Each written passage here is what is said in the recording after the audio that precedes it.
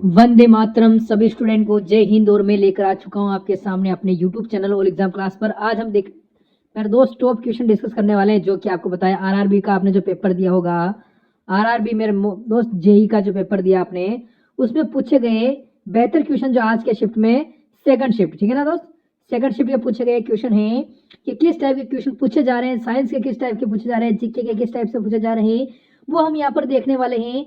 तो एक बार इस वीडियो को लाइक शेयर सब्सक्राइब वाला बटन दबा देंगे अपने YouTube channel all exam class का। तो भाई आज का जो पहला क्वेश्चन है वो आपके सामने। तो पहला क्वेश्चन आपको क्या कहता है, इससे पहले एक बार लाइक वाला बटन जरूर दबा दे और सब्सक्राइब नहीं किया तो जरूर कर लेना, क्योंकि इसके बाद आपको तैयारी करनी है टेक्नीशियन की। पहला प्रश्न आ जाता है आपके सामने कि आधुनिक आवर्त सारणी के 18वें समूह के तत्वों का बाहरी कोश किस प्रकार का होता है। तो इसका जो बाहरी कोश है वो पूर्ण होता है, यानी एक का ए ऑप्शन देने वाले सभी लोगों का राइट आंसर हो जाएगा। दूसरा प्रश्न है आपके सामने कि प्रथम रणजी ट्रॉफी की विजेता टीम कौन है। तो किस टीम ने सबसे पहले रणजी ट्रॉफी जीती थी। तो पहली रणजी ट्रॉफी जीतने वाली जो टीम है वो मुंबई है। दो का बी ऑप्शन राइट आंसर हो जाएगा। चलिएगा, तीसरा प्रश्न आ जाता है कि पौधों में लचीलापन किस ऊतक के कारण होता है। तो कौन से ऊतक की वजह से हो जाता है। तो पौधों में जो लचीलापन है ये कॉलिन काइमा के वजह से हो जाता है। तीन का ए ऑप्शन राइट आंसर हो जाएगा। चौथा प्रश्न है उपनिषद किस प्रकार का ग्रंथ है। तो बताओ कैसा है। तो उपनिषद यह एक दार्शनिक ग्रंथ है। चार का सी ऑप्शन है वो राइट आंसर हो जाएगा। चलिएगा, पांचवा प्रश्न आ जाता है कि वासुदेव कृष्ण का संबंध किस कुल से था। तो कौन से कुल के रहने वाले, मतलब कौन से कुल से संबंध रखते हैं वासुदेव कृष्ण। तो इनका जो संबंध है वो वृष्णि वंश से था या वृष्णि कुल से था। पांच का बी ऑप्शन राइट आंसर हो जाएगा। छठवां प्रश्न आ जाता है कि वासुदेव कृष्ण का उल्लेख सर्वप्रथम किस उपनिषद में मिलता है। तो कौन से उपनिषद मिलता है। तो इनका जो सर्वप्रथम उल्लेख है वो छंदोग्य उपनिषद में मिलता है, यानी छह का सी ऑप्शन है वो राइट आंसर हो जाएगा। चलिएगा, सातवां प्रश्न है आपके सामने, गैलियम तत्व का परमाणु क्रमांक होता है तो कितना होता है। तो गैलियम तत्व का जो परमाणु क्रमांक है वो 31 होता है, यानी सात का सी ऑप्शन देने वाले सभी लोगों का राइट आंसर हो जाएगा। आठवां प्रश्न आ जाता है कि हॉर्नबिल उत्सव किस राज्य में मनाया जाता है। बताओ कहाँ पर मनाते हैं। तो हॉर्नबिल उत्सव है ये नागालैंड में मनाया जाता है। आठ का डी ऑप्शन है वो करेक्ट आंसर हो जाएगा। चलिएगा, नौवां प्रश्न है कि अंतरराष्ट्रीय ओलंपिक समिति में प्रथम भारतीय सदस्य किसे नियुक्त किया गया। तो किसको नियुक्त किया गया था। तो ओलंपिक समिति में प्रथम भारतीय सदस्य ये नियुक्त किए गए थे दोराबजी टाटा। नौ का बी ऑप्शन करेक्ट आंसर हो जाएगा।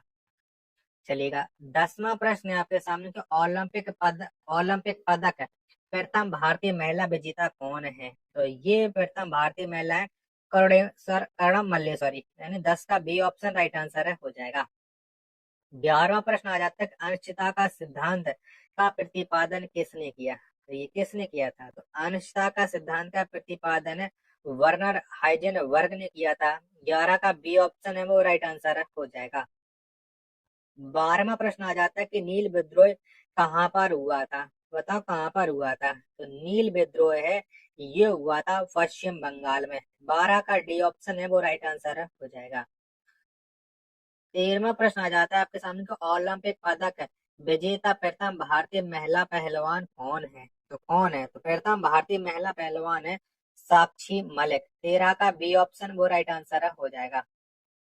14वां प्रश्न आ जाता है आपके सामने कि बोधिसत्व का संबंध किस धर्म से है। बताओ कौन से धर्म से। तो बोधिसत्व का संबंध है ये है आपका बौद्ध धर्म से।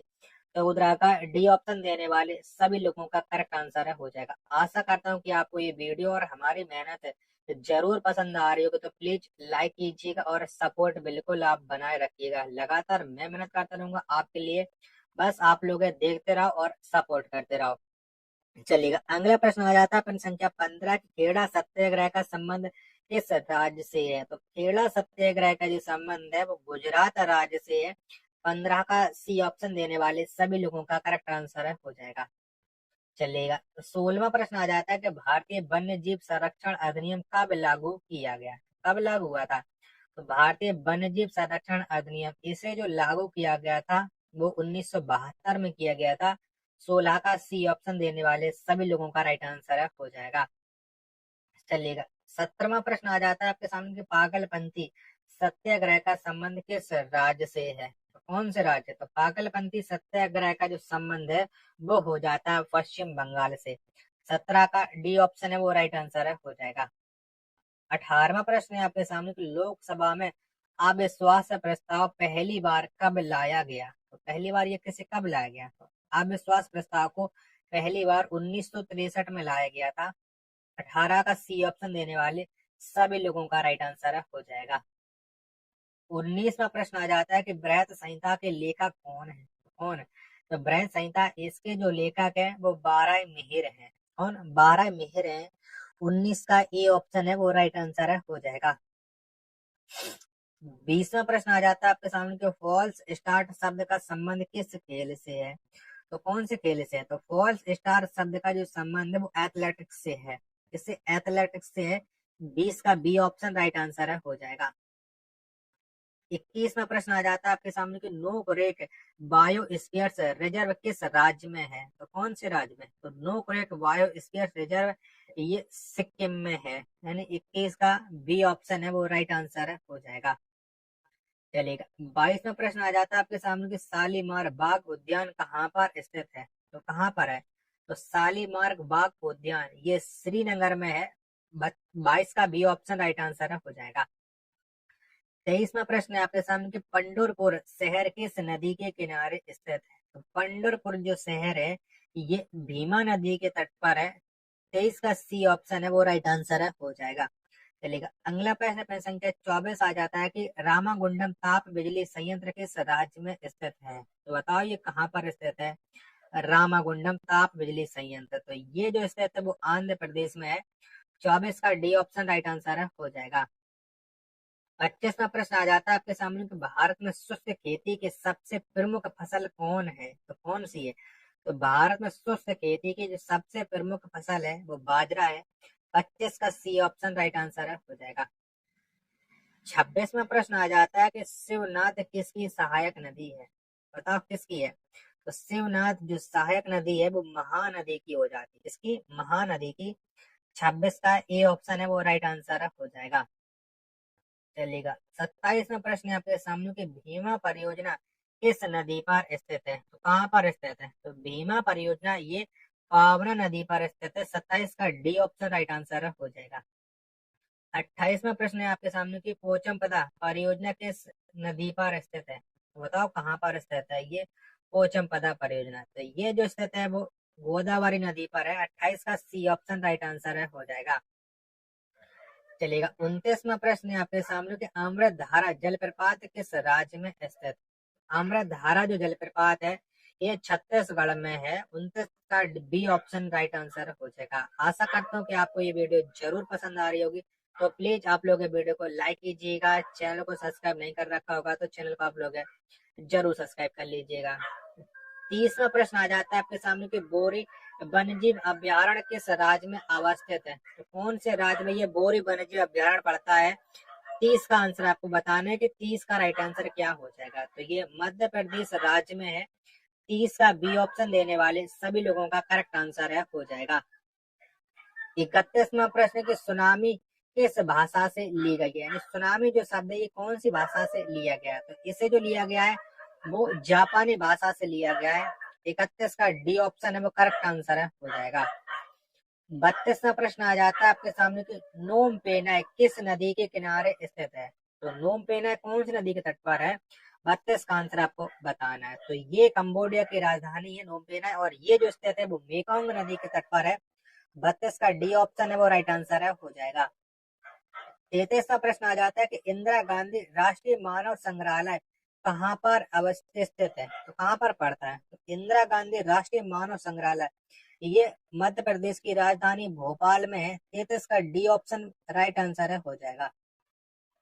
34वां प्रश्न आ जाता है कि आधुनिक क्रिकेट का जनक किसे माना जाता है? तो किसको माना जाता है?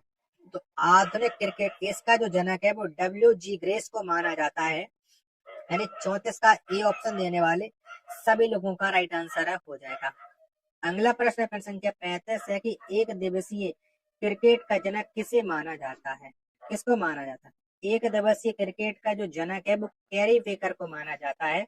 35 का ए ऑप्शन देने वाले सभी लोगों का राइट आंसर हो जाएगा। अगला प्रश्न प्रश्न संख्या 36 है कि भारतीय अर्थशास्त्र संस्थान कहाँ पर स्थित है? तो बताओ कहाँ पर है? तो भारतीय अर्थशास्त्र संस्थान ये स्थित है हैदराबाद में। यानी 36 का बी ऑप्शन देने वाले सभी लोगों का करेक्ट आंसर हो जाएगा। 37वां प्रश्न है कि सुल्तान अजलान शाह कप का संबंध किस खेल से है? तो कौन से खेल से है? तो सुल्तान अजलान शाह कप का जो संबंध है वो हॉकी से है। 37 का बी ऑप्शन देने वाले सभी लोगों का राइट आंसर हो जाएगा। 38वां प्रश्न आ जाता है कि बीजक किसकी रचना है? बताओ किसकी है? तो बीजक ये जो रचना है वो कबीर की है। 38 का ए ऑप्शन राइट आंसर हो जाएगा। 39वां प्रश्न है कि मार्तंड सूर्य मंदिर किस राज्य में है? तो कौन से राज्य में? तो मार्तंड जो सूर्य मंदिर है ये भारत के जम्मू कश्मीर राज्य में है। 39 का बी ऑप्शन राइट आंसर हो जाएगा। 40वां प्रश्न आ जाता है कि मुल्तान क्रिकेट स्टेडियम कहाँ पर स्थित है? तो बताओ कहाँ पर पड़ता है ये मुल्तान क्रिकेट स्टेडियम? तो ये स्थित है पाकिस्तान में। 40 का सी ऑप्शन देने वाले सभी लोगों का करेक्ट आंसर हो जाएगा। 41वां प्रश्न आ जाता है कि राष्ट्रीय महिला आयोग की स्थापना कब की गई? तो कब हुई थी? तो राष्ट्रीय महिला आयोग इसकी जो स्थापना है वो 1992 में की गई थी। 41 का डी ऑप्शन है वो करेक्ट आंसर हो जाएगा। 42वां प्रश्न है कि सुनील छेत्री का संबंध किस खेल से है? तो कौन से खेल से संबंध रखते हैं सुनील छेत्री? तो इनका जो संबंध है वो फुटबॉल से है। 42 का बी ऑप्शन राइट आंसर हो जाएगा। 43वां प्रश्न है आपके सामने कि सेंट जॉर्ज पार्क स्टेडियम कहाँ पर स्थित है? तो कहाँ पर है? तो सेंट जॉर्ज पार्क स्टेडियम ये दक्षिण अफ्रीका में है। कहाँ पर? दक्षिण अफ्रीका में। 43 का सी ऑप्शन है वो राइट आंसर हो जाएगा। आशा करता हूँ कि आपको ये वीडियो जरूर पसंद आ रही होगी, तो वीडियो को आप लोग लाइक कीजिएगा। चैनल को आप लोगों ने अभी तक सब्सक्राइब नहीं कर रखा होगा तो चैनल को आप लोग जरूर सब्सक्राइब कर लीजिएगा।